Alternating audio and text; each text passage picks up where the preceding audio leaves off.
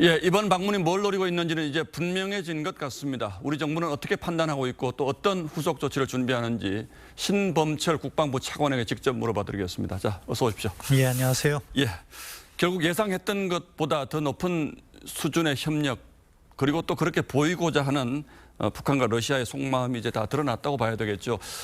이제 4년 반 전에도 정상회담을 했는데 그때와 가장 큰 차이는 어떤 부분에서 느껴집니까? 러시아가 우크라이나 전쟁의 여파로 상당한 어려움을 겪고 있다. 예. 그것이 의전상으로 나타나는 것이나 예. 또 4년 전에는 적어도 푸틴의 입에서 비핵화라는 말이 나왔는데 그 예. 부분도 감춰진 것이 결국 우크라이나 전쟁으로 인해서 어려움을 겪고 있는 러시아가 그만큼 북한을 환대하고 북한을 활용하려는 그런 것들이 잘 나타난다 이렇게 평가할 수 있겠습니다. 예, 우리로서는 참 더 어려워지는 이런 국면으로 가는 것 같은데 정상회담까지의 과정을 보면 궁금증을 최대한 끌어올렸다가 오늘 한꺼번에 다 보여준 듯한 이런 느낌도 있습니다. 이것도 일종의 전략이다 이렇게 볼 수가 있겠는데 우리 정부는 어디까지 파악하고 있었습니까? 사실 그 과정에서 이동이라든가 이런 부분은 저희가 면밀하게 파악을 하고 있었습니다. 예.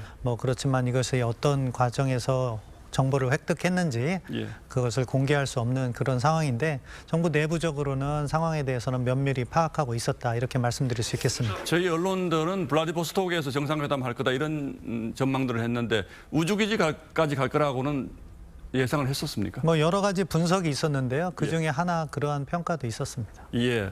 자, 거래 수준이 궁금한데 이제 오늘 화면만 보면 위성 기술에 대해서 자세히 설명하는 것 보면 이것도 이전해 주겠다 이렇게 보이는데 또 현실적으로는 그까지 못하고 무기 거래 정도의 이른바 이제 스몰 딜 정도 할 거다 이런 전망도 있더군요. 어떻게 보십니까? 푸틴 대통령이 직접 위성이나 우주 기술 이야기를 했기 때문에 예. 적어도 그쪽 분야에서 러시아가 성의 표시는 할 거라고 생각합니다. 예. 그럼에도 불구하고 사실 핵심 기술 같은 것은 국가 안보에 워낙 중요한 역할을 하기 때문에 북한에게 쉽게 이전하진 않을 것이다. 따라서 부분적인 기술 이런 것을 이전해주면서 러시아 입장에서는 조금 자신들이 성의 표시를 했다는 그런 수준의 협력이 이루어질 가능성이 높은데 그럼에도 불구하고 정부는 모든 상황에 대해서 대비해야 되기 때문에 면밀히 예의주시하겠습니다. 예, 북한의 핵 능력 관련해서는 이제 ICBM의 대기권 재진입 기술 또는 핵 잠수함 건조 능력 이게 이제 제일 중요한데 그 부분에서도 일정 부분의 기술 이전이 있을 걸로 보십니까? 북한은 지속해서 그 부분을 요구할 겁니다. 결국 ICBM과 관련해서 가장 도전받고 있는 것이 재진입 기술이기 때문에 러시아로부터 그런 기술을 이전받기를 희망할 텐데 러시아가 그것을 한 번에 주진 않을 거예요. 왜냐하면은 한 번에 주면은 그 다음에 이용 가치가 떨어질 수가 있잖아요. 그런 부분을 고려하면서 나름대로 고도의 외교적 전술 그런 것을 활용하면서 시간을 좀 지연하고 북한으로부터 얻어낼 수 있는 것을 더 얻어내려는 것이 또 러시아의 접근법이 아닐까 조심스럽게 예상해 봅니다. 서방 세계 협상 자체를 이렇게 화려하게 공개했지만 그 물밑에서의 협상은 또 다른 것이 있을 수 있다 이제 이런 전망하시는 것 같은데 자 이제 걱정이 이렇게 되면 거래를 하게 되면 안보리 대북 제재는 거의 무력화되는 것 아닙니까? 이거 어떻게 안보리 차원의 대책이 있습니까? 어떻습니까? 예, 말씀하신 대로 안보리 유엔 대북 제재에 대한 정면 도전인 거죠. 예. 당장 뾰족한 수는 없습니다. 왜냐하면 러시아 같은 경우에는 거부권을 갖고 있기 때문에 새로운 제재가 만들어지는 것을 거부할 수도 있고 결의 같은 것을 거부할 수가 있는데 이것과 관련해서 그럼에도 불구하고 러시아의 그러한 부당한 행동과 관련해서 국제적으로 그것을 계속해서 자료를 누적시키는 것이 필요하다. 따라서 정부는 이러한 북한의 무기거래, 유엔 안보리 결의 18745의 정면 위반이거든요. 그것을 갖다가 위반하는 것에 대해서 새로운 결의 같은 것을 지속 추구하면서 러시아가 그것을 거부권을 행사하게 함으로써 러시아의 부당한 행동을 국제사회에 확인시키고 다른 쪽으로는 또 독자 제재라든가 이런 것을 갖다가 추가하면서 계속해서 압박을 해나가는 그런 외교적 지혜가 필요하다고 생각해요. 그 외교 문제가 있기 때문에 그동안 이제 우리 정부도 우크라이나 지원 문제는 상당히 조심해 왔는데 이제 이렇게 되면 우리도 우크라이나에 무기 지원하자 이런 주장들이 있습니다. 정부 내 기류는 실제로 어떻습니까? 뭐 정부는 신중하게 파악할 거고요. 예. 이러한 상황을 더 면밀하게 예의주시할 겁니다. 예. 이것을 갖다가 지금 정부가 어떤 방향으로 확 정해버리면은 그것이 또 다음 행보에 제약이 될 수도 있거든요. 이번에 러시아가 북한의 손을 확 잡아당기는 것처럼 보이지만 다른 한편으로는 크렘린린 대변인이 이야기했듯이 북러 정상회담 결과를 한국이 원하면 설명해주겠다고 했습니다. 그것은 무엇이냐?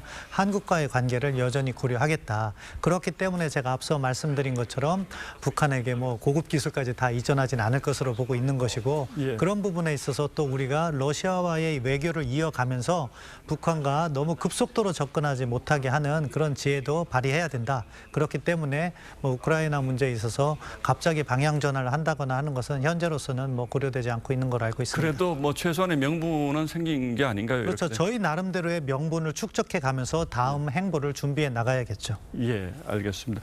자, 뭐 좀 전에 얘기 나왔습니다만 중국하고 러시아, 북한은 뭐 항상 이렇게 균형 외교 같은 형태를 취해왔는데 중국은 지금 어떤 기분일까요? 뭐 속으로는 조금 불편할 겁니다. 예. 뭐 균형 외교라기보다는 사실 북한의 줄타기 외교죠. 중러 간의 미묘한 그 경쟁심 그것을 갖다가 활용하면서 북한이 자신들의 이익을 극대화했습니다. 오늘 일이 아니고 이미 1950년대, 60년대부터 계속해서 이어져 온 거기 때문에 중국도 그러한 북한의 행태를 더 잘 알고 있죠. 예. 특히 뭐 이번에 보니까 김정은이 러시아를 뭐 제1순위로 놓겠다는 취지의 이야기를 하는 것도 봤는데 그런 면에서 중국이 속으로는 상당히 불편해할 것이다 이렇게 뭐 그것도 생각합니다. 역시 중국을 자극하는 것이겠죠. 시간이 다 됐습니다만 짤막하게 마지막으로 국방부 현안 하나 좀 여쭤볼게요. 지금 해병대 수사 관련해서 이제 야당의 공세가 계속되고 있는데 외압이 있었느냐 없었느냐 뭐 물론 보는 관점에 따라서 다를 수 있습니다만 좀 더 설명이 필요하지 않습니까? 예, 먼저 이 최상병의 안타까운 희생에 대해서 이런 일이 벌어진 데 대해서 송구스럽다는 말씀을 드리고요. 예. 제가 아는 한 외압은 없었습니다. 그리고